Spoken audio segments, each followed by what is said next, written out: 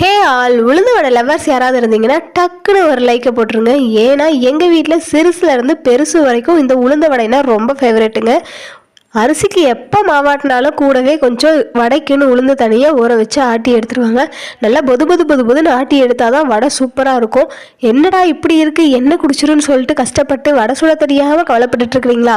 ஒன்றும் பிரச்சனை இல்லைங்க. அது கூட அரிசி மாவும் நல்ல கடலை மாவையும் கொஞ்சம் கலந்து அந்த கன்சிஸ்டன்சி எண்ணெய் குடிக்காத அளவுக்கு சரி பண்ணிக்கிட்டிங்கன்னா சூப்பராக இருக்கும். இதில் ஹைலைட்டே அந்த மிளகை நுணுக்கி போடுறதும் சீரகமும் தான்.